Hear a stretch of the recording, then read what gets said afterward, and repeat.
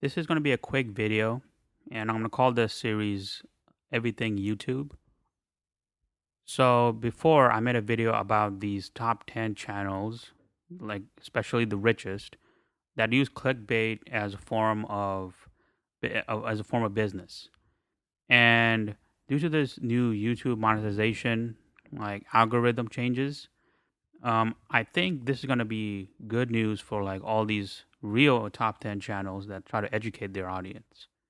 In the past 2 years, all the top 10 channels have resorted to clickbait because of oversaturation in the YouTube search results.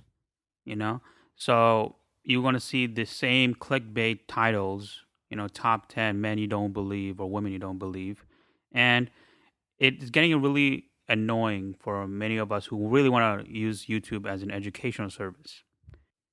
These clickbait channels that have like 10 videos uploaded every single day have one purpose, is to generate money, because they are corporations, and a corporation is basically obliged by shareholders to increase profits. Well, this doesn't work in the internet, where like there's like a change every like week in terms of what's trending, the stats, the computers. Like, it's very hard to find out a stable business platform on the internet.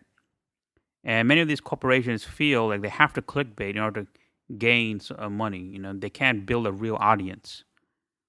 So with these new YouTube changes, I think they're gonna like probably go extinct, unless they have a billionaire hedge fund like owner or something, which I really don't think so. 2016 was the year that YouTube became pretty much corporate tube, since like you have big companies, media companies, Fox, MSNBC, ABC, like all that TV stuff is flooding into YouTube. And the strategy of these TV folks is that we'll do everything in TV, but we just make it like more interactive, and that we will naturally gain our audience, because that's how it is. Our audience are like sheep, they do whatever we tell them. However, I feel like this will not work on the internet, because majority of people on the internet are younger and they're more international, so they know what the truth is. And that's why like a lot of these news companies, they don't have the audience. They People on the internet would much rather listen to someone on a mic like myself saying whatever I want, and it can interact with me in the comments. It's far better in a way. No one wants to hear some anchor just saying something off a script. These YouTube changes pretty much affect what's in the tags and the title. And from what I know, anything that like about war, politics, like sexual content, threats, like those vague words, YouTube doesn't discriminate.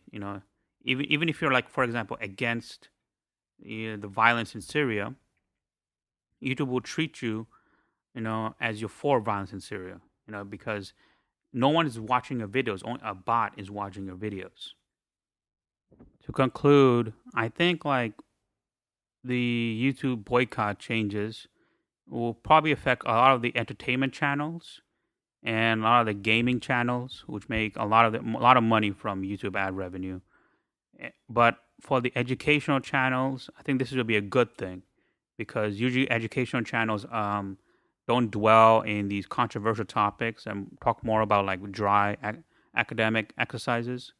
So we might see a renaissance of new top 10 channels making real good content, and they're very long and they have the facts straight, things that are useful in our lives.